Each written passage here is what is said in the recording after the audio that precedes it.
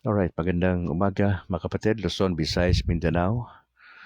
Magandang umaga po. Ngayon ay Mayo 1, 2025. Ang bilis po ng panahon. Opo. Next month, kalagitnaan na ng taon at napakabilis ng panahon. At salamat sa Lord sa kanyang katapatan sa ating mga buhay. Tayo ay buhay pa, malakas sa patnubay ng ating Lord. Kaya maraming salamat talaga sa Lord. Tayo manalangin in the name of the Father, of the Son, of the Holy Spirit. Salamat po sa umagang ito sa opportunity na kami ho'y nagising kanina. Salamat sa panibagong pag-asa. Salamat sa opportunity to learn na inyong salita maya-maya. Dalangin ho namin sa inyong patnubay, mahal na Birheng Maria, ay ipanalangin nyo kami na kami ay lumago sa pananampalataya kay Kristo at sa turo na simbahan. Kami nagdadasal ng karunungan na galing ho sa inyo at sana ho ay maging kabahagi kami ng evangelization sa taong ito at sa mga susunod pa. Maging mapanuri sa mga aral na mali at ito ay dapat naming iwaksi. Bigyan nyo kami ng tamang panahon na pagdisiplina sa aming sarili na mag-aral sa aral na simbahan. At tulungan nyo kami siyempre maipamuhay po yan. We pray this in Jesus' name. Amen. Amen. In the name of the Father, and of the Son, and of the Holy Spirit. Mga kapatid, ngayon ay Huwebes, usapang pagkapayapaan at pag-usapan muna natin saglit. Ano ba nangyayari sa PNP ngayon, mga kapatid? Ang Philippine National Police ay ahensya ng ating pamahalaan na nangangasiwa sa ating pangkapayapaan. Opo, may mga pulis tayo, may Armed Forces of the Philippines, di ba? May mga Marines tayo, Philippine Army, etc. But basically, sa syudad ay naandyan ang mga kapulisan sa Campo Crame dyan sa Quezon City. Opo. At nagpapasalamat tayo sapagkat sa leadership ni Police General Romel Francisco Marbil ay nagiging maayos ang takbo ng buong sandatahang kapulisan. At nagpapasalamat po tayo sa kanyang liderato. At alam ko na walang perpekto na leader, pero ang maganda lang dito ay inaalalayan po nila ang pagkakaroon natin ng pangkalahatang pangkapayapaan, ang pagsupil sa iba't ibang krimen sa ating bansa. Opo. Mga kapatid, meron tayong balita patungkol dito. Nagpalabas po sila ng press release ang Philippine National Police. Sandali ho mukhang nagkaroon ng konting technical dito. Yan. Share ko sa inyo ng konti sapagkat dito sa kanilang press release na ang sabi rito, PNP tiniyak ang katarungan, pinaigting ang pagbabantay sa eleksyon matapos ang mga insidente sa Cagayan at Abra. Pakinggan po ninyo ang press release na ito, mga kapatid, na galing mismo doon sa Campo Crame. Nabilang tugon sa direktiba ni Pangulong Ferdinand A. Ramos Jr. na tiyakin ang isang mapayapa at maayos na proseso ng halalan at may 17 araw na lang bago ang May 12, 2025 national and local elections. Muling tiniyak ng Philippine National Police, PNP, ang kanilang dedikasyon sa pagprotekta sa integridad ng ating demokratikong proseso. Pinapalakas ng PNP ang mga operasyon nito upang maiwasan ang karahasan at mapanatili ang kaayusan sa buong bansa. Sa kasalukuyan, inimbestigahan ng PNP ang ilang mga insidenteng may kaugnay sa halalan. Isa sa pinakamatinding insidente ay nangyari noong Abril 23 sa Rizal, Cagayan, kung saan isang local chief executive ang pinatay habang nagsasalita sa isang campaign rally sa loob ng barangay gymnasium. Ang atake na nangyari bandang 9:30 ng gabi kung saan 2 iba pa na nasugatan. Sa kabila ng agarang lunas, pumanaw ang lokal na opisyal pagdating sa ospital. isang Special Investigation Task Group o SITG na ang binuo at kasalukuyang nakikipagtulungan sa mga lokal na opisyal at saksi para matukoy ang buong nangyari at kung anong motibo ang nasa likod ng krimen. Samantala, nasa isang hiwalay na insidente sa Abra, may mga banta na natanggap ang isang media person matapos mag-post ng critical na content online. Nagdulot ito ng pangamba sa media community. Ang PNP kasama ang Presidential Task Force on Media Security ay mabilis na tumugon upang masigurado ang kaligtasan ng mga mamamahayag. Na bilang bahagi ng mas malawak na hakbang upang tiyakin ang kaligtasan ng mga mamamahayag ngayong election season, sinusuportahan ng PNP ang Media Vanguards Initiative na inilunsad ng PTFOMS noong Abril 8 ng kasalukuyang taon. Layunin nitong magbigay ng agarang proteksyon sa mga media professionals na nakakaranas ng banta at may mga designated PNP focal persons na magsisilbing tagatugon at tagapagkoordina sa mga ulat na natanggap. Mula 2024 hanggang ngayon, walang naitalang media killings, isang patunay na patuloy na nagsusumikap o pagsusumikap ng PNP at ng kasalukuyang administrasyon upang sugpuin ang impunity at protektahan ang mga miyembro ng media mula sa kaharasan at intimidation. Muli nagpaalala ang PNP sa lahat ng mga kandidato, kanilang mga taga-suporta at mga politiko na sundin ang lahat ng batas ng halalan, iwasan ang anumang uri ng pananakot o karahasan at makipagtulungan sa mga otoridad para mapanatili ang kapayapaan at kaayusan ngayong halalan. Hindi natin nahayaan na ang takot at karahasan ang manaig sa darating na halalan, ayon kay PNP Chief Marbil. Tuloy ang ating pagsusumikap na protektahan ang karapatan ng bawat Filipino na makaboto ng malaya at ligtas habang papalapit ang araw ng botohan. Hinihikayat namin ang bawat isa maging mapagmatyag, responsable at makiisa upang matiyak ang isang mapayapa, tapat at maayos na eleksyon. Mananaig ang batas at pananaguti ng mga magtatangkang maghasik ng gulo. Yan po yung balita. Galing po dyan sa Campo Crame sa Philippine National Police na ang kanilang plano ay mas paigtingin pa, mas palakasin pa yung pagbabantay sa eleksyon matapos po yung insidente sa Cagayan at sa Abra. Alright, so pag-pray natin ang ating mga kapulisan.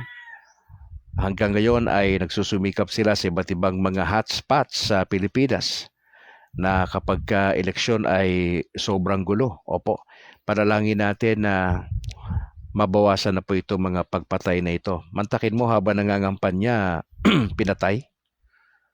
Hindi nila matukoy pa yung motibo ng pagpatay pero hindi yun maganda, mga kapatid. Opo.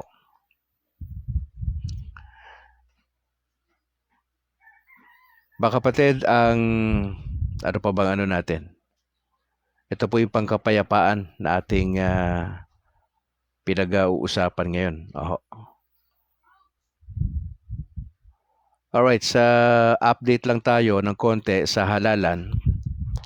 May 12 po yung national yung ating eleksyon sa mga senador at sa Congress.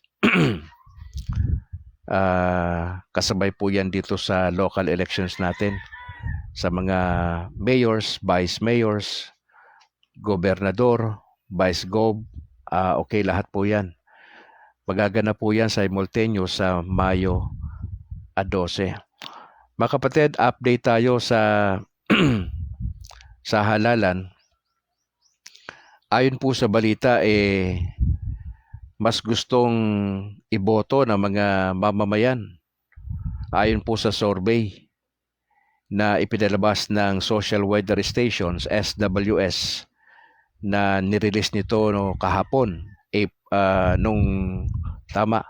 kahapon April 30, na ay sa kanilang survey, ang karamihan po ng mga boboto o mga botante ay iboboto nila yung mga tumatakbo sa iba't ibang posisyon na ang plataporma ay may kinalaman sa pag-create ng mga trabaho. Hindi lang yon, pangalawa, doon sa mga tumatakbo na merong plano patungkol doon sa pagkain, oho, at pangkalusugan. Ako may nakita ko na sa mga party list, no, na sa pangalan lang ho nila ay may kinalaman sa pangkalusugan. Oho, palagay ko aani yun ng maraming boto sa tingin ko lang. Oho. Ayon po yan sa survey ng Social Weather Station. Ito pong SWS na ito ay meron po itong integridad na nagsusurvey na grupo sa Pilipinas. Matagal na ho. At pinakikinggan nila yung boses ng masa. At kadalasan yung kanilang survey ay kinukonsidera ho ito ng mabuti ng mga mambabatas po natin at yung mga talagang nag-aaral sa sitwasyon ng ating sa ekonomiya ho natin. At yun ho yung tatlong mga matataas na puntos na pwedeng ihalal ng mga botante na mga senador, congress at doon sa mga party list at sa iba pa ng mga politicians na tumatakbo, na kapag ka daw ang sabi nila, no, kapag ka yung tumatakbo na yan, ang plataforma ay para mag-create ng maraming trabaho.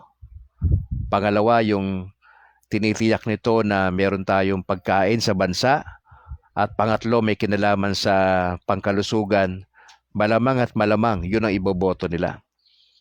Ang tanong, ilang porsyento sa mga tumakbo sa Senado ang may bitbit na ganyang plataforma?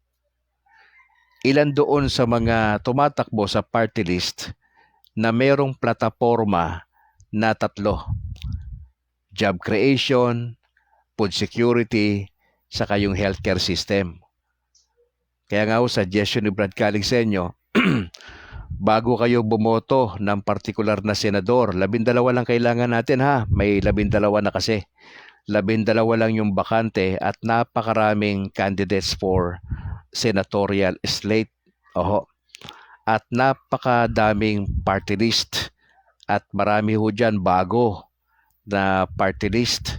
Halo-halo ho yan. May mga party list po na medyo laban sa bayan. Opo. Mayroong party list na napakatagal na. May mga party list na bagong sibol. Opo, kaya ho, pag-aralan nyo, take time to study, wag basta boboto. Magbigay ako ng guidelines po niyan bago ang halalan, opo. Para at least meron tayong guidelines sa mga Katoliko kung ano yung mga dapat nating tignan sa mga tumatakbo. Hindi porket kilala, iboboto. Una, pagka-trapo, hindi tayo sa trapo. Dapat bilang mga Katoliko. Kasi alam na natin kung anong ginagawa nila. Bistado na natin yon. I-share ko yan later on ha. Pero pag-aralan natin mabuti, sino ba sa mga kandidato sa senador, sa Congress, at sa pagkagobernador, etc., yung ang kanilang plataforma ay job creation. Yung bang trabaho? Sino sa kanila ang mayroong plataforma na yung pagkain natin maayos?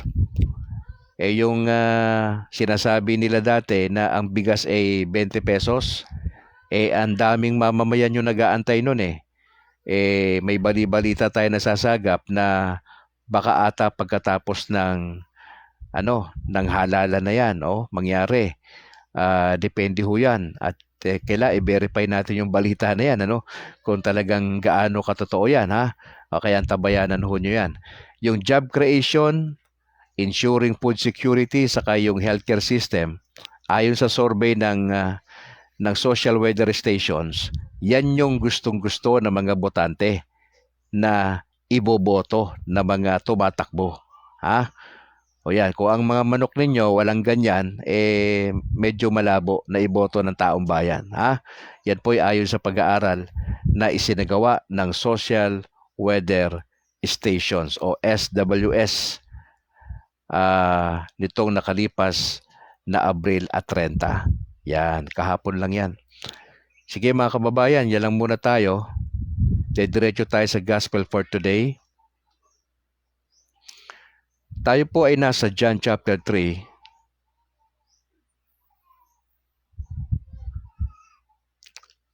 Ano bang talata yan? 31 hanggang 36. Pagkatapos nito mga kapatid ay katulad ng aking pinost, yung binabanggit ko na katekismo katoliko. Ay, simula na po ngayon yung ating katekismo katoliko. Bahagi po yan sa ating broadcast sa umaga. Kaya mapapansin nyo yung daloy ng ating broadcast. Okay? Meron tayong update sa election, meron tayong update sa halimbawa ngayon, usapang pangkapayapaan PNP yung ating pinag-uusapan. Ano yung pinagagawa nila ngayon? At kanina nakita na natin yan. At pagkatapos ng Gospel of the Day, doon papasok yung ating katekista katoliko. O kaya katekista katolika. Para at least marami tayo nahagip sa kada broadcast natin kasi nga yung gabi natin medyo may problema ng konti. Pero hopefully makabalik na tayo etong Mayo. Sige, diretso tayo sa Gospel of the Day natin. John 3:31 to 36. Ang sabi rito sa Tagalog, mga kapatid, sinabi pa ni Juan, si Kristo'y nagbula sa langit, kaya dakila siya sa lahat. Tayo naman ay tagalupa at nagsasalita tungkol sa mga bagay dito sa lupa. Ngunit si Kristo na nagbula sa langit ay dakila sa lahat. Ipinapahayag niya ang nakita at narinig niya sa langit, ngunit ilan lang ang naniniwala sa kanyang pahayag. Ngunit ang naniniwala sa pahayag niya ay nagpapatunay na totoo ang sinasabi ng Diyos. Sapagkat si Kristo na sinugo ng Diyos ay nagpapahayag sa atin ng mga sinasabi ng Diyos. Dahil lubos na ipinagkaloob sa Kanya ang banal na Espiritu. Mahal ng Ama ang Kanyang anak at ipinapailalim sa kapangyarihan niya ang lahat. Ang sumasampalataya sa anak ng Diyos ay may buhay na walang hanggan, ngunit ang hindi sumusunod sa Kanya ay hindi magkakaroon ng buhay na walang hanggan, kundi mananatili sa Kanya ang galit ng Diyos. Mga kapatid, kung maalala nyo sa mga nakalipas na araw ay isang tagpo o eksena na kung saan si Jesus at si Nicodemo ay nag-uusap.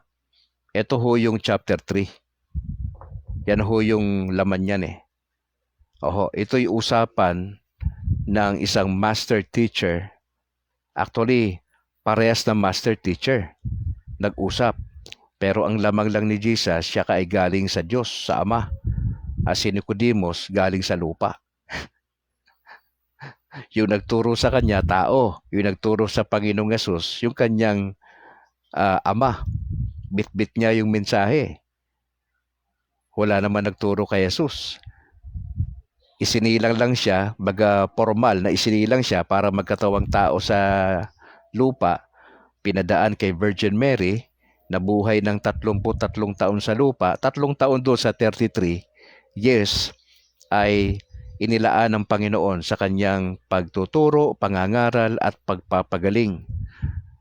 At yung paggawa ng himala, yun po yung 4 na ginawa ng ating Panginoon. Dito sa pagpapatuloy ng kwento, mga kapatid, ay binabanggit dito na si Kristo ay nagmula sa langit.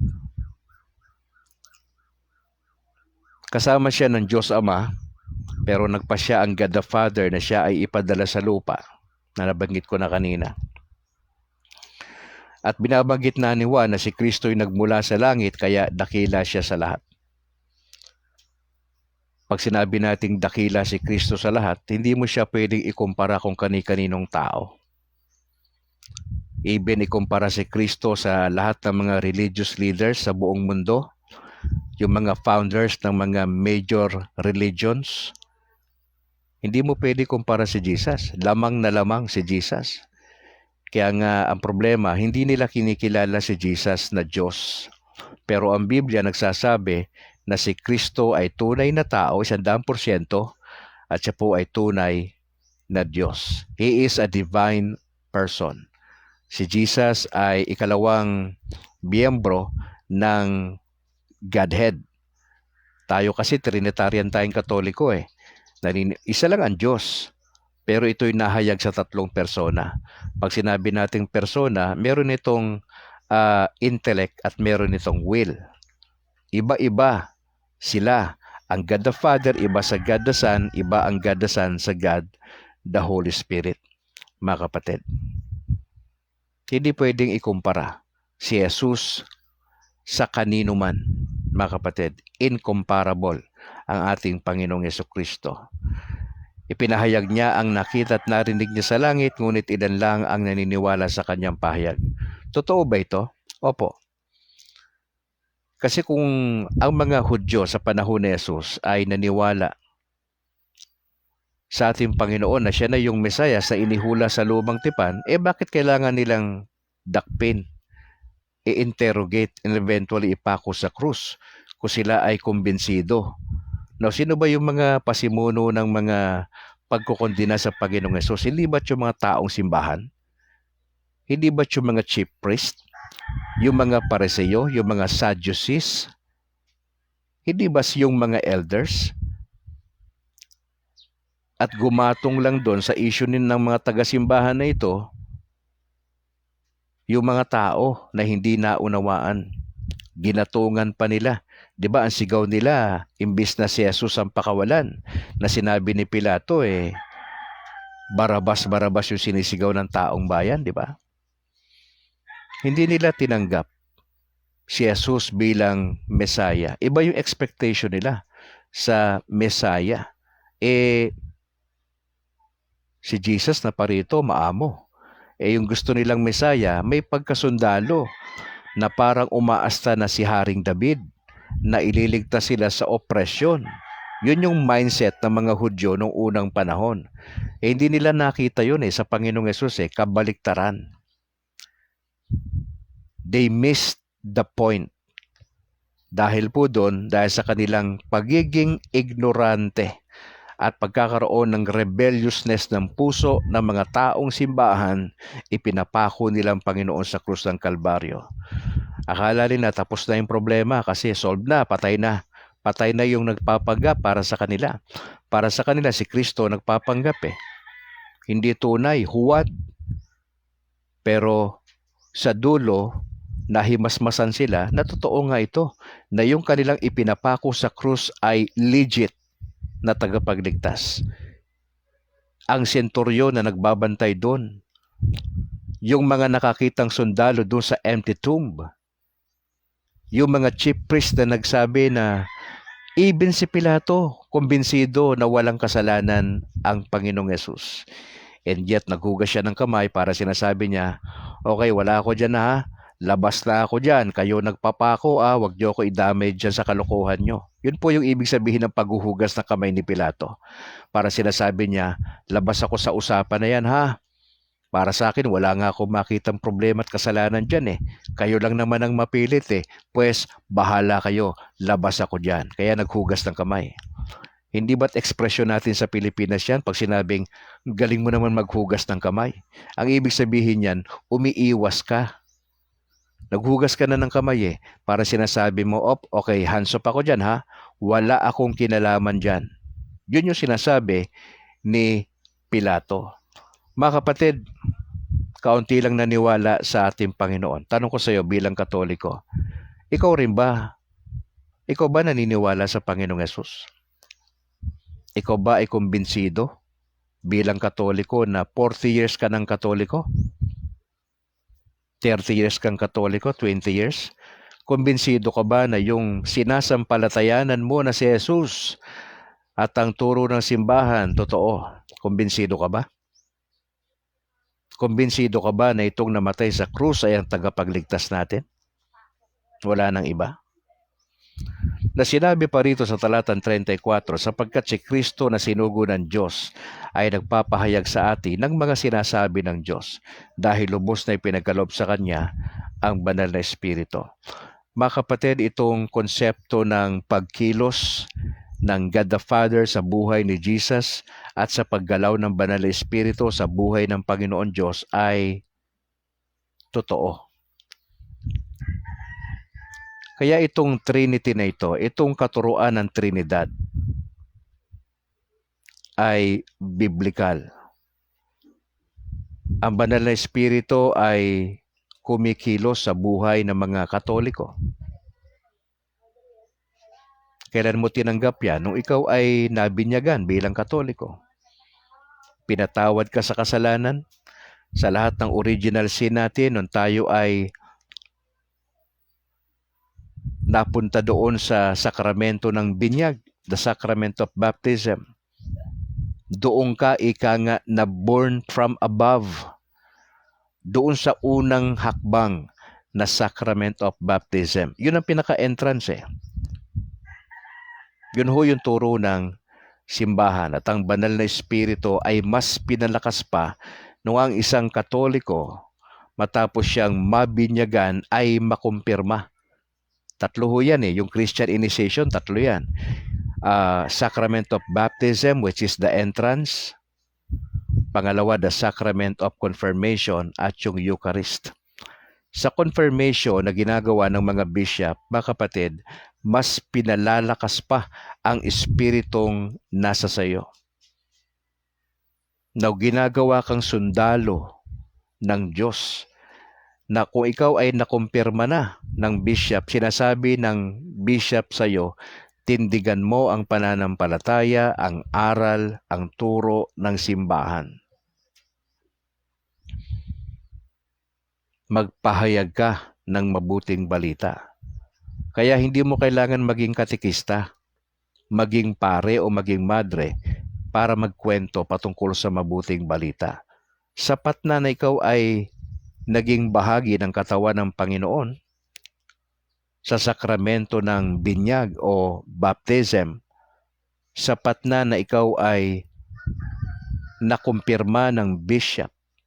Sapat na yon para magkwento ka at tumayo sa pananampalataya mo sa ating Panginoong Hesus. Talatang 36, ito yung gusto kong tutukan mga kapatid. Ang sumasampalataya sa anak ng Diyos. Again, pananampalataya ang issue, yung belief o yung believe na salita sa wikang banyaga. Ang sumasampalataya, ibig sabihin ng sumasampalataya ay present tense, sa English yan. Sumasampalataya. Ito yung kasalukuyang ginagawa ng tao. Ang sumasampalataya. Mapapansin mo dyan sa salitang sumasampalataya ay meron kang makikita dyan, kung babaybayin mo yan, yung salitang sumampa. Di ba? Saan mo ginagamit yung pagsampa? Pag sasakay ka ng jeep, public utility vehicle. Diba? Kapag may graduation, sumasampa sa stage ang mga graduating students o di kaya iba pa, diba? Sumasampa. At yung salitang taya. Tayo mga Pinoy, kapag tayo ay yung konseptong pagtaya, bidang-bida tayo dyan eh. Maraming Katoliko tumataya, diba? Iba-iba yung tinatayaan eh. Kasi nga gustong dagling yumaman, kaya ho tumataya. Mapasa STL po yan o anumang klaseng tinatayaan yan, mahilig tayo dyan sa pagtaya. Okay? Kasi nagbabaka sakali ang Pinoy, especially Katoliko, di ba? Ba't ka tumataya? Pag tumaya ka, may paniniwala ka, baka swertehin ka. Pero yung salitang swerte sa bokabularyo natin, mali po yan. Wala hong swerte at wala hong malas. Kalokohan po yan. Kaya ho, tanggalin nyo sa mga diksyonaryo nyo yan, ha? Yung salitang malas, yung salitang swerte. Wala tayong ganyan. Walang turo sa simbahan na swerte sa kamalas, ha? Opo. Bakit tumataya? Nagbabaka sakali. Pero kung gagamitin mo yung itataya mo yung sarili mo sa usaping espiritual, maganda yon. Pag sinabi mong, hindi, tinaya ko na eh. Isabihin, ibinigay mo na lahat eh. Wala ka nang tinira eh. Pag sinabi mo, Lord, bahala ka na sa akin. May sakit ka? for so many years, pa sinasabi mo, Lord, bahala ka na. Parang tinataya mo yung buhay mo. Lord, bahala ka na, wala na akong magawa rito. Kaya yung salitang sumasampalataya ay dalawang salita ang pwede mong makuha dyan. Sumampa at yung taya, na kung medyo gagamitin mo yan sa kontekstong espiritual, kinakailangan mong isampa, kaibigan, at itaya ang iyong buong pagkatao sa ating Panginoong Yesus at sa turo ng simbahan. Kinakailangan mong isampa yung iyong buong pagtitiwala sa ating Panginoong Yesus at sa turo ng simbahan. Kinakailangan mong hindi lang isampa ang pananampalataya mo, kundi mahalaga rin na itaya mo ang buong buhay mo sa paglilingkod para sa ating Panginoon. Kaya napakayaman nitong salitang Tagalog na ito na sumampalataya. Ang sabi ni Juan, ang sumasampalataya sa anak ng Diyos. Sino po ba itong anak ng Diyos? Si Jesus. Ang sabi diyan ay may buhay na walang hanggan. Ano ang magkakaroon doon sa mga tao na sumasampalataya kay Jesus? Ang sabi diyan, buhay na walang hanggan. Sino yung object ng pananampalataya? Ang sabi diyan, ang Panginoong Jesus. Pero ano ang kasama doon sa ano ang dapat gawin ng isang tao, ng isang Katoliko doon sa anak ng Diyos? Sabi doon sumampalataya. Sumampalataya. Ano po resulta niyan? Buhay na walang hanggan. Now, pansinin niyo yung kasunod.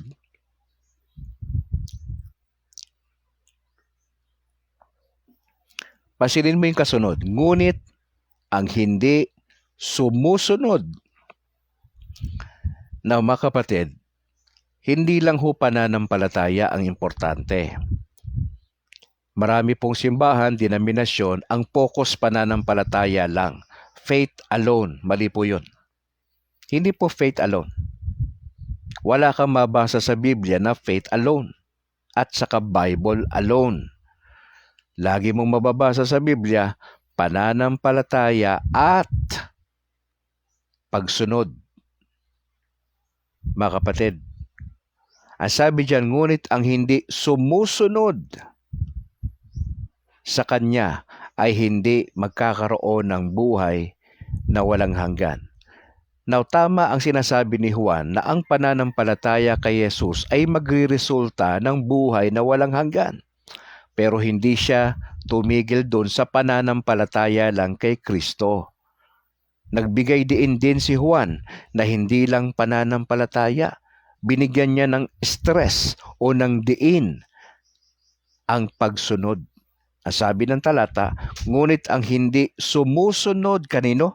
Kay Jesus ay hindi magkakaroon ng buhay na walang hanggan.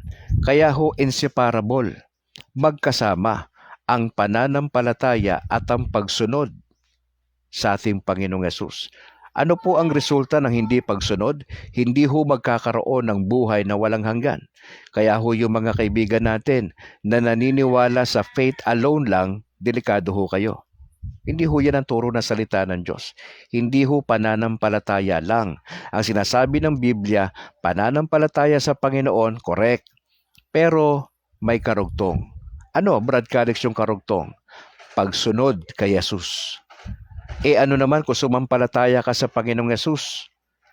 25 years ago, 40 years ago, sumampalataya ka sa Panginoon dahil merong isang ibanghilista na nangaral, nagpa-film showing marahil, nangaral sa paaralan, may tumatayo dyan sa bus, may nangaral dyan sa plaza, nakabasa ka ng gospel tract, tumaas ka ng kamay, sumabay ka sa isang formula ng dasal kasi iniisip mo, ligtas ka na pag sinabi mo yung dasal.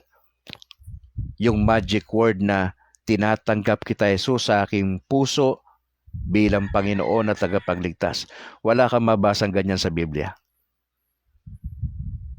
Natatanggapin mo sa puso mo si Jesus, maliligtas ka? Letra por letra? Wala kang mabasang ganyan. tapos maliligtas ka? Sino nagsasabi niyan? Yung mga counselor. Yan ang turo sa kanila eh. Na kapag ka tumanggap sa Panginoon, sabihin mo dun sa kausap mo, may buhay na walang hanggan ka na ngayon. Hindi ho. Sa Katoliko, ang kaligtasan, 3 ang tenses. We have been saved. Past tense, tapos na. Ligtas na tayo sa isang banda. Yes. Pero hindi pa yan kompleto. We have been saved. Past tense, tapos na. History yan. Tapos na. Pangalawa, we are being saved. Tayo ay sa kasalukuyan ay inililigtas ng Panginoon. That's why yung obedience napaka-importante. We have to persevere until the end. We have to prove yung ating genuineness ng ating pagiging genuine. That's why importante sa atin yung obedience sa Panginoong Yesus. Obedience ang sinasabi ng turo ng simbahan. Pangatlo, we will be saved. Sa future, nakatitiyak ka. Kung ikaw ay may pagsunod sa lupa, ikaw ay nasa state of grace na tinatawag, na hindi ka nabubuhay sa adultery, hindi ka nabubuhay sa fornication, hindi ka nabubuhay sa kasalanan, at least makatitiyak ka sa purgatorio ang punta mo eh. 'Di ba? Brad Calix, bakit sa purgatorio ang punta? Kasi walang dumidiretso sa langit kapag may kasalanan. Ang purgatorio ang nagsisilbing lugar para ho linisin ang Katoliko. Yan po yung turo ng simbahan eh. Ang mga kaibigan natin protestante at mga evangelical, wala silang purgatorio, hindi sila naniniwala dyan. Kasi ang katuwiran nila hindi raw makita sa Biblia. Dahil ba hindi makita sa Biblia, hindi mo paniniwalaan? Bakit pinaniniwalaan nyo ang Trinity na wala naman yung salitang Trinity sa Bible? Pero pinaniniwalaan ng pastor ninyo. Ipinapangaral niya sa Bible School. Bakit pinaniniwalaan nyo? Wala sa Bible ang Trinity. Bakit pinaniniwalaan? Kasi may mga talata sa Biblia na mababasa. Pero yung eksaktong salita, wala. Yung letra por letra, wala. Ganon din ho sa purgatorio. Wala kang makitang purgatorio. Pero yung konsepto na ito ay nakakalat sa iba't ibang bahagi ng Biblia. Opo. Wala po yan sa Biblia ng protestante. Nasa Biblia lang po ng Katoliko yan eh. Opo. Kaya ho, para ho, for your information, maganda ho na basahin. Basahin yung mga protestante, yung Biblia ng Katoliko. Oho. Kasi tinanggal po yan eh. Alam nyo ba na ang King James dati ay may kasama apokripa? Tinanggal lang po nila yan eh, na mga publisher. Tinanggal nila yan. Originally, ang King James may apokripa. Tanungin nyo ang pastor nyo. At tanungin nyo, bakit tinanggal? Magkaroon kayo ng konting research. Tinanggal lang po yung apokripa eh. Sa Katoliko, meron po yan eh. Kompleto po eh. Kompleto. May rason bakit tinanggal. Pag-usapan natin yan sa mga susunod na pag-aaral natin. So mga kapatid, napaka-importante yung pagsunod. Yung tenses ng salvation, 3 sa Katoliko. We have been saved. Tapos na. Pangalawa, we are being saved sa kasalukuyan. That's why importante sa atin yung pagsunod. Yung 7 sakramento, kinikilala po natin yan. And we will be saved sa dulo. Importante nasa state of grace ka. That's why napaka-importante yung paglapit sa pare pag may kasalanan. Okay? Lalapit ka sa pare kasi ang pare lang yung merong karapatan na magpatawad sa iyo dito sa lupa. Kasi ang pare ang representative ni Jesus na binigyang otoridad ng mga bishop natin. Sa protestante walang ganyan eh. Kaya ho, nagugulat sila kapag may ganyang mga turo ang simbahan. Bakit? Hindi nila alam yan eh. Mga fake news yung mga natatanggap ho nila. Kaya ayaw ho nila mag-aral eh. Sana bago nila batikusin ng simbahang Katoliko, inaral muna nila yung mga dokumento natin. Ang majority hindi nag-aaral eh. Umaasa lang doon sa mga chismis. Kaya yung mga miyembro, puro chismis lang din ho yung alam. Pag tinanong mo, paano mo nasabing mali ang Katoliko? Saan mali? Saan dito ang mali sa Catechism of the Catholic Church? Tanong mo kung nabasa ng mga leader nila yung Catechism of the Catholic Church, hindi nila nabasa. Paano tamad sila mag-aral? Puro sila chismis. Ngayon tayo mga Katoliko, importante sa atin, aralin natin ang turo ng simbahan. Para just in case magtatanong yung mga anti-Catholic sa inyo, may maisasagot kayo. Opo, nabalikan natin to. Ngunit ang hindi sumusunod sa kanya ay hindi magkakaroon ng buhay na wala hanggan, kundi mananatili sa kanya ang galit ng Diyos. Sinasabi ng salita ng Diyos, hindi sapat ang pananampalataya kay Jesus. Kailangan sumunod ka sa kanya. Diba sa John sinabi rin, if you love me, you will obey my commandments. Hindi sinabi ng Lord, just simply believe. Okay na lahat. Hindi. Hindi ho believe ang pinag-uusapan lang. Importante yon, tama yon, pero kulang. Sa atin, ang emphasis natin sa mga Katoliko, you believe in the Lord Jesus Christ, you also believe do sa teachings ng simbahan. But liban sa faith, importante yung obedience natin do sa kalooban ng Panginoon Diyos at sa turo ng simbahan. Inseparable yan. Pananampalataya mo sa Panginoon, tama yan. Pero yung pananampalataya mo, hindi lang kay Jesus. May iniwan si Jesus na church, hindi ho Bible lang iniwan ni Jesus eh. Ang iniwan ni Jesus ay ang iglesia. Doon sa iglesyang itinatag ni Jesus, ay doon nagtuturo ng doktrina. Kaya nga ho, kung hindi nyo alam yan, kawawa naman po kayo sa isang banda. Dapat po alamin nyo ang proseso ng simbahang Katolika. Especially, ako'y nagsasalita sa mga Katoliko sa Pilipinas. Mga kapatid, wag po kayong nominal Christian. Pag sinabing nominal Christian, papunta-punta lang sa simbahan pero hindi alam kung ba't niya ginagawa yon. Go with the flow lang. Ngayon, Flores de Mayo ngayon. Go with the flow lang. Tanungin mo, ba't ka nagpo-Flores de Mayo? Ano ibig sabihin yan? Ano ang implikasyon niya sa iyo bilang Katoliko? Ano meron dyan? Ano ang pakinabang mo dyan sa Christian life mo pag nagpo-Flores de Mayo ka? Tanungin mo karamihan ng Katoliko, baka hindi alam. That's why mga kapatid, dito po sa ating broadcast, nagsusumikap si Brad Calix, dalhin sa inyo ang impormasyon. Hindi ko sinasabing alam ko na lahat Hindi po, walang ganun Nagsusumikap lang tayo na alamin ang turo ng simbahan. Hindi lang turo ng Biblia, turo ng simbahan. At i-share sa inyo ng dahan-dahan para nagkakaintindihan po tayo. Now, let's go now sa ating segment na Katekismo Katoliko. Napag-usapan natin kahapon yung tatlong dimensyon ng pananampalataya. Merong 3 dimensions of faith, sabi natin. Una, believing, yung paniniwala, pananampalataya. Ang atake niyan sa ating mind. Kaya tayo bilang Katoliko, gumagamit tayo ng utak. Hindi pwede sa Katoliko na hindi ka estudyante. Estudyante ka. Dapat aware ka. Believing, naniniwala kang patuloy. Hindi yung naniniwala ka 2025. 5 years from now, hindi ka na naniniwala sa Panginoon na sa turo ng simbahan. Delikado ho yan. Pangalawa, sabi natin, doing. Ito naman may kinalaman sa ating wills, yung kagustuhan po natin. Pangatlo, yung puso, yung trusting. Ito yung tatlong essential dimensions of faith. Hindi lang tayo basta, di ba sabi natin na merong 5 characteristics ang Christian faith. Ano nga uli yon? Una, total and absolute, sabi natin. Pangalawa, Trinitarian.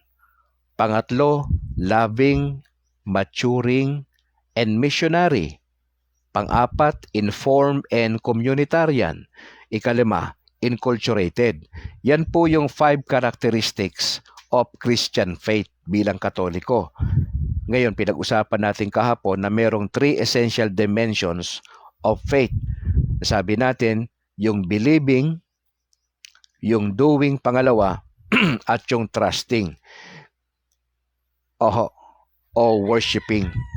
Ngayon, meron hong pag-usapan natin ng konti itong faith and three classic questions. Ayon po yan kay Saint Augustine na tayo bilang Katoliko, merong tatlong mahalagang tanong sa atin. Sa ating pananampalataya, sa pinaniniwalaan natin sa turo ng simbahan, sa mga napapakinggan ho natin, sa mga homily ng ating kaparian, at yung mga nababasa natin. Ano yung three classic questions? Number 1, maaari mo itong ilista, kaibigan. Number 1, what can I know? Ano ang pwede kong malaman? Na kapag ganyan ang tanong mo, dapat estudyante ka. Ang Katoliko dapat estudyante, nag-aaral na patuloy. Huwag ka lang umasa doon sa homily ni Father kada misa. Tama naman lahat yung sinasabi ni Father doon, pero kulang. Bakit kulang, Brad Calix? 25 minutes lang yun eh. Mabibitin ka ron eh. Hindi ba't pag nanonood ka ng pelikula, 1 oras, 2 oras, tinatapos mo yan? Nagagalit ka pa nga kapag may pasayod eh. Di ba? Yun pa kayang 25 minutes na homily ng pare kada misa. Mabibiting ka dyan. Kaya sinasabi ni Brad Calix, dapat estudyante ka pag Katoliko ka. May disiplina kang mag-aral. May panahon kang magbasa. Nakakapagod nga naman talaga yan pag estudyante, pero mas magandang mapagod na yung utak mo na inaalam mo yung tamang doktrina ng simbahan natin kaysa mapagod ka yung utak mo sa kakachismis, sa kaka-scroll mo sa FB na walang kakwenta-kwenta, na nag-iisa 2 oras ka na dyan, imbis na mamalengke ka, asikasuhin mo yung mga anak mo, imbis na ayusin mo yung bahay, nasa FB ka, wala namang kakwenta-kwenta. I suggest, pumunta ka doon, magbasa-basa ka sa ating Catechism of the Catholic Church. Ito yung unang tanong, what can I know? Ano pwede ko malaman? The Christian faith responds that we can know God as our Father. Pwede nating malaman at makilala ang Ama and Christ as our Lord. Sinasabi sa Latin po yan na credere deum. Credere deum or Christum. Now we can know God, pwede nating makilala ang Diyos na ating Ama at si Kristo bilang ating Panginoon. Now tandaan po natin to. Know that we belong to God. Alamin mo. Doon tayo kulang eh. Diyan tayo talo ng mga Protestante at mga Evangelical eh. Kulang tayo sa pag-alam. Kaya nga suggestion natin eh, alamin natin. Yung desire na alamin mo ang katotohanan, ikaw yan. Huwag mo yan iasa doon sa mga mangangaral sa social media na napakaraming mga preachers na mga nagpapanggap sa social media na alam daw nila ang katotohanan. Pero suriin mo yung kanilang sinasabi. Sinasabi ko nga sa inyo, huwag na kayo makinig sa kanila eh. Bakit ka makikinig sa kanila? You are just wasting your time. Pangalawa, pinupuno mo lang yung utak mo ng mga garbage, ng mga basura. Nilalason mo lang ang sarili mo. Yung utak mo nilalason mo lang kasi nakikinig ka sa mga maling pangangaral sa social media ng mga mangangaral na sariling interpretasyon nila yung pinapagana ho nila. Tayo sa Katoliko, tapos na yung interpretasyon. Hindi ho, mag-i-interpret pa lang tayo. Walang ganun. Tapos na ang interpretasyon. May magisterium po tayo. Marami tayong mga theologians na mga nag-aral, nagpakadalubhasa sa salita ng Diyos. Alam nila ang tamang interpretation. That's why umaasa ho tayo doon na yung interpretasyon na yun, sakto yun. Tama yun. Kaya hindi natin kailangan yung paliwanag ng ibang mga denominasyon at mga sekta sa Pilipinas. Bakit? Meron tayong sarili. May sarili na tayong paliwanag dyan. Kaya hindi na ho kinakailangan magpaliwanag pa ng mga kaparian sa homily nila. iimbento sila ng interpretasyon ng mga pare at mga bishop. Hindi ho pwede yan. Kasi tapos na ang interpretasyon. Tapos na. Mga kapatid, pangalawa, what should I do? Hindi lang po, what can I know? Ano ba yung pwede kong malaman? Ang practical application doon, magbasa ka ng salita ng Diyos. Pangalawa, basahin mo ang Catechism of the Catholic Church. Maglaan ka ng panahon dyan para malaman mo. Unless na ang utak mo bilang Katoliko, estudyante ka, hindi ka matututo. Unless mayabang ka kasi may PhD ka na, hindi ka matututo. Kailangan mong magpakumbaba bilang Katoliko. Ano lamang ni Brad Carrick sa mga Katoliko? Nag-aaral tayo eh. May disiplina tayong magbasa. Hindi tayo nag-aaksaya ng panahon sa Facebook lang. Kung meron kang 3 oras sa Facebook sa isang araw, ibigay mo yan doon sa pagbabasa mo ng Biblia. Ibigay mo yung 1 oras dyan na basahin mo yung Catechism of the Catholic Church. Mas may mapapala ka pa. Kaysa nagmo-Mobile Legends ka na walang kakwenta-kwenta na sinisira yung utak ng tao sa Pilipinas. Na yung mga anak po ninyo pinababayaan nyo lang po. Na nag-ML. Pati pag-aaral nila nagkakanda problema.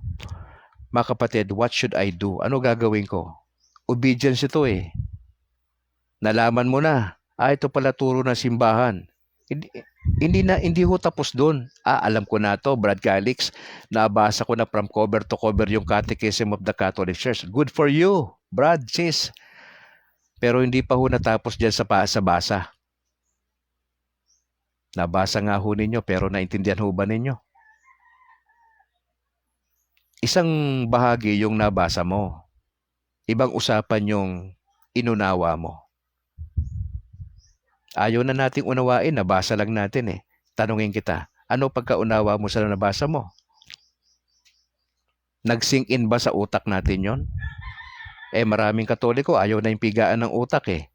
Kaya gusto nila mga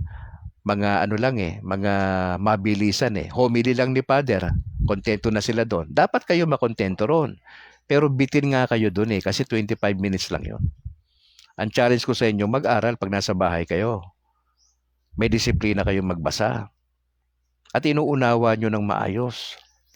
Magtanong kayo sa pare, magtanong kayo sa mga taga-CFD, magtanong kayo sa mga seminaryan.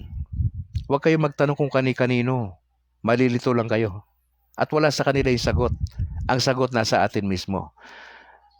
Ang kulang sa atin, mag-aral. Pangalawang tanong, what should I do? Anong gagawin ko? Mga kapatid, yung obedience, importante.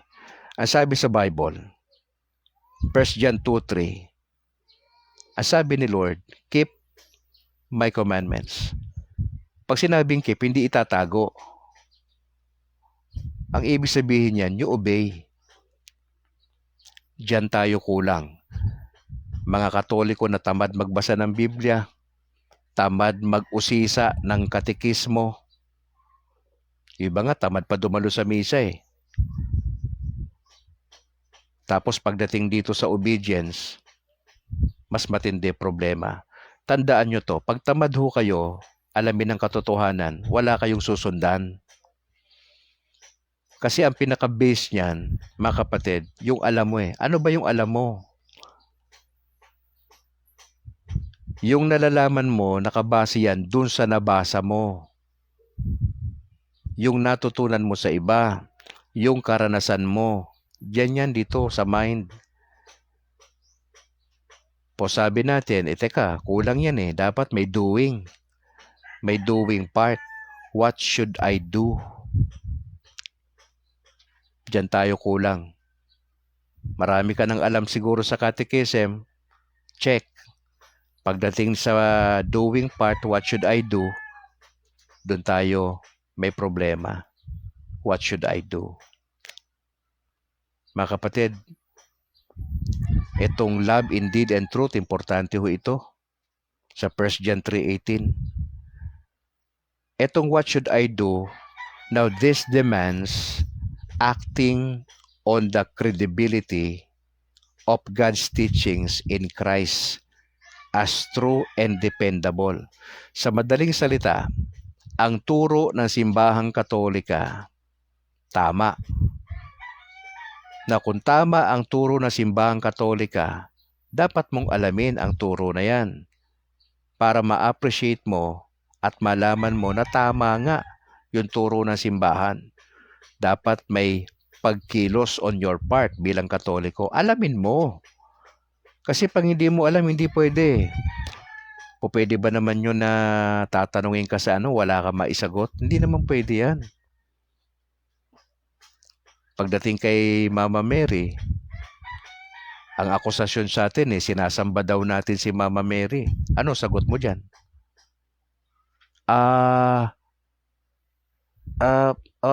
Parang ganun nga. Anong parang ganun nga? Hindi ka sigurado? Puro ka kasi FB. Puro ka kasi kakamarites mo sa kapitbahay mo kaya wala kang kamalay-malay Balikan mo ang Catechism of the Catholic Church. Naandyan ang mga turo ng simbahang Katolika. Basahin mo yung Bible natin. Hindi mo kailangan magkatekista para malaman yan. Dapat attitude na estudyante lang at meron kang humility. Time check, alas 11:02 na. Panghuli, dito na ako matatapos. What may we hope for? Ano pwede asahan natin? Unang tanong, what can I know? Ano pwede ko malaman? Pangalawa, what should I do? Anong gagawin ko? You obey. Pangatlo, what may we hope for? Ano pwede kong asahan dyan? Mga kapatid, importante sa atin yung dasal at sakramento. Hindi ho masama yung pagro-rosaryo. Huwag nyo na hong intindihin yung sinasabi ng mga anti-Catholics patungkol dyan. Simple lang naman kasi wala sila niyan. Bakit sila naninira? Kasi wala silang magawa sa sarili nila. Ako, pwede ko sabihin sa kanila, you mind your own business. Sa simbahan nyo, dami-daming issue Bakit kailangan nyo pang pag-usapan ng Katoliko? Bakit? Nainggit kayo sa amin? Dahil kompleto ang turo namin? Dahil yung simbahan ninyo, kinakailangan iparehistro sa SEC? Yung Katoliko, hindi namin pinaparehistro sa SEC yung simbahan namin at hindi kailangan iparehistro. Simbahan nyo nakarehistro sa SEC? Bakit? Kasi bugos. Ang mga leader nyo, mga founder nyo, tao. Ang founder na simbahang Katoliko, si Jesus. Kaya maski na mayroong imperfection sa loob ng simbahang Katoliko, totoo yan, mananatili yan hanggang sa dulo. Bakit? Ang founder kasi nga si Jesus. Hindi namin kailangan magparehistro sa SEC. Hindi kami bugos. Ang bugos yung mga nagpaparehistro sa SEC.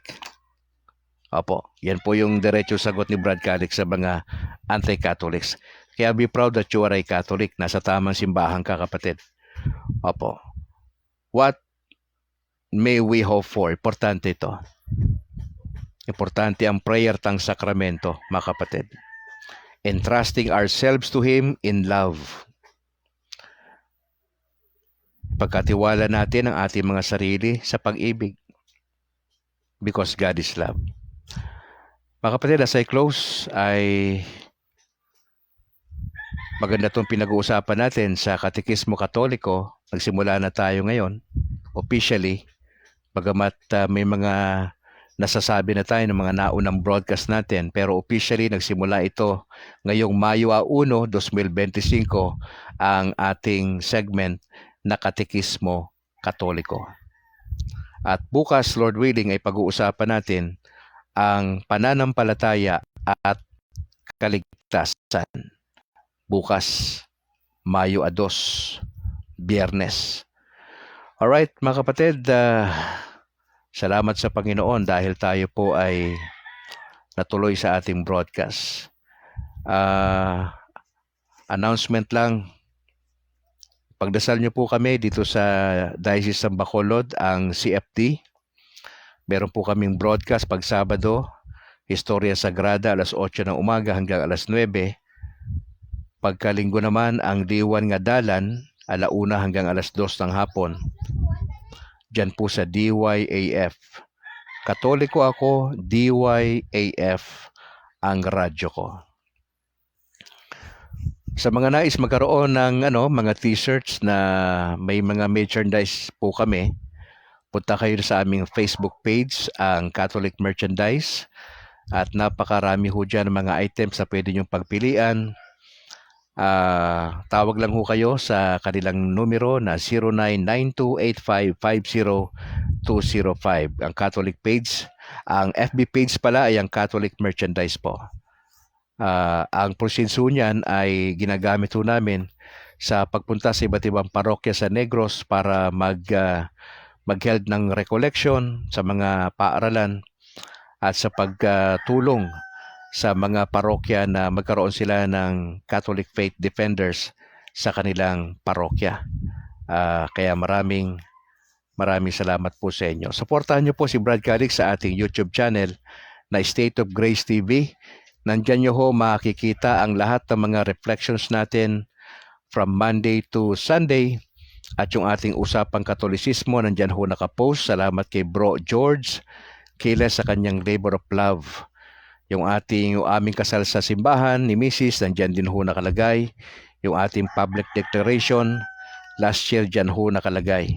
At ito ho, na sinimulan natin ngayong Mayo 1, yung Katekista Katoliko. Ay abangan nyo yan. Yan na ho nakapost yan sa ating broadcast sa umaga. State of Grace TV ho ni Brad Calix. Suportahan po natin. If you would like to donate something para po sa ating broadcast, marami tayong kailangan dito, ay maari po yan. At kung nais yung tumulong kay Brad Calix sa anumang paraan, nandiyan yung ating GCash,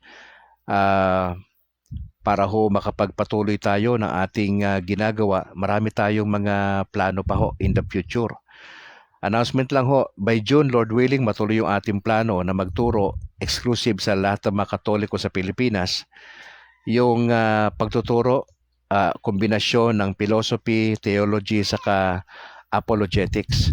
Yan po ay exclusive sa lahat ng mga Katoliko lamang sa buong Pilipinas at sa labas ng bansa. Online ho yan. Hindi po yan naka-live. Separate po yung ating pag-aaral, probably via Zoom or Google Meet. Yan po yung gagawin natin, Lord willing, by June.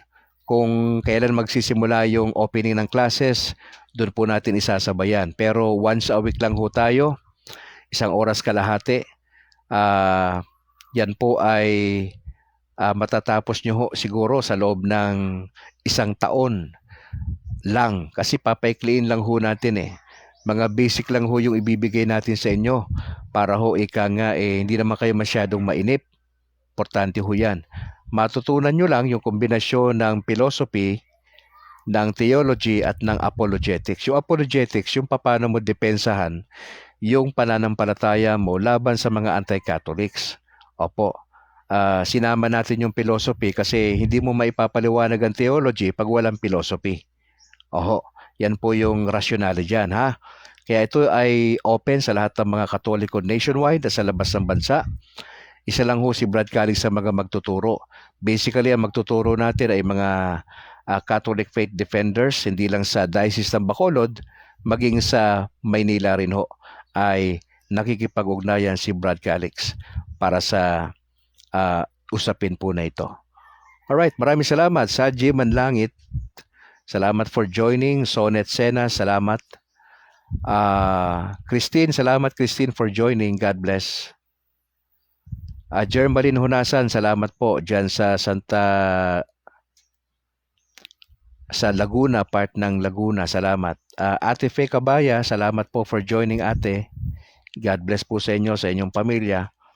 Corazon Gagi, salamat ate for sharing sa ating videos. Kay Chelra Grace, maraming salamat iha sa pag-join sa ating broadcast. Kay Mark Lester Tablada, maraming salamat Mark, God bless. Kay Licia Marie Timbol Velayo, maraming salamat po. Ate Vivian Reyes, maraming salamat ate at sa lahat po ng mga miyembro dyan sa simbahan at sa ating kaibigang pastor, maraming salamat. God bless po sa inyong work.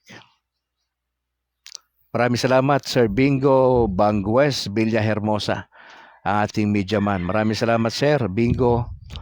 At kay Bro Alan Janeta dyan sa Hungary, maraming salamat Bro Alan sa pag-join sa ating broadcast. Tayo po'y manalangin in the name of the Father, and of the Son, and of the Holy Spirit. Ama, salamat po sa umagang ito. Pagliwanagin niyo po ang kaisipan ng mga Katoliko sa Pilipinas na mas maging matibay pa ang pag-alam sa katotohanan, mabasa nawa at maintindihan ang Catechism of the Catholic Church. Pagpalain niyo po ang aming serye na Katekismo Katoliko sa araw-araw from Monday to Friday. At panalangin ko na gamitin niyo ito upang isang tool para maituro ang katotohanan, ang turo ng Simbahang Katolika at ng salita ng Panginoon. Lord, we'd like to pray ang nalalapit na conclave sa May 7 sa Vatican ng mga kardinal.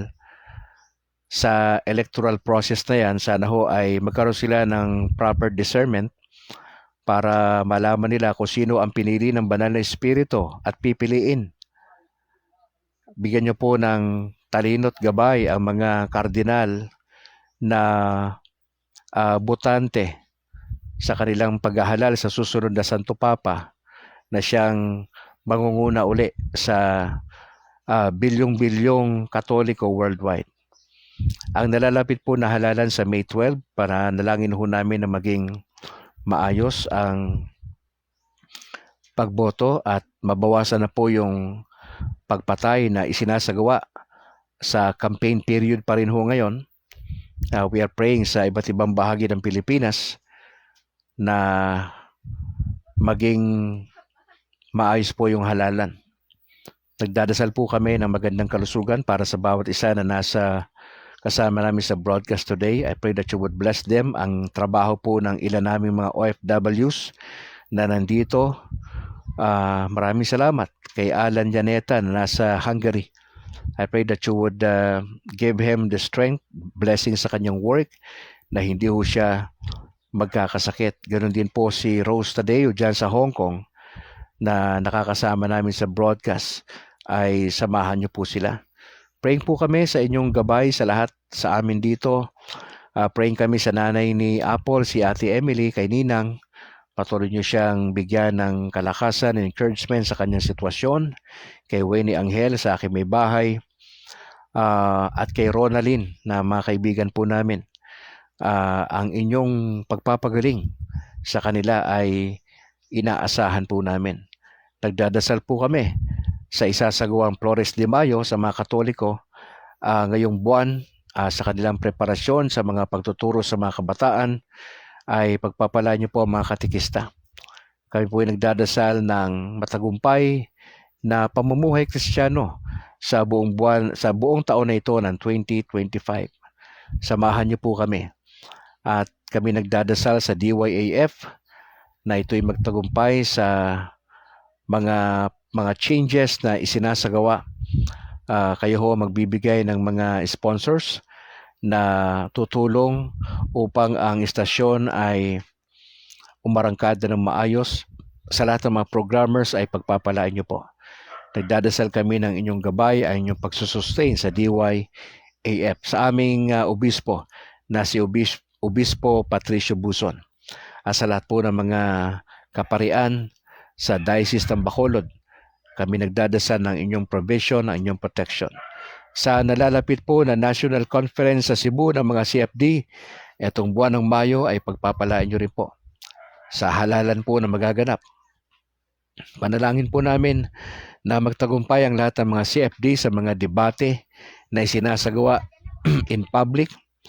Kami nagdadasal na ang katotohanan po ay maibahagi sa iba't ibang bahagi po ng Pilipinas. Kaya maraming salamat po. Napakabuti nyo sa amin at samahan nyo po kami palagi sa aming pagbo-broadcast. Gamitin nyo po ang broadcast na ito na makapagbigay ng inspirasyon at encouragement sa bawat Katoliko sa Pilipinas at sa labas ng bansa na maibibigay ang mataas na papuri kay Kristo. We pray this, Lord, in Jesus' name. Amen. Amen. Mga kapatid, maraming salamat for joining. Pakishare yung ating video. Again, sa lahat ng mga may kaarawan sa araw na ito, happy birthday po sa inyo, mga kapatid. At sa lahat ng mga couples na nagdiriwang ng kanilang wedding anniversary, a blessed wedding anniversary po sa inyo, mga kapatid. Sa ngalan po na aking may bahay na si Annalyn, Brad Calix mula rito sa Negros Occidental. To God be the glory. Ingat po kayo. And bye for now.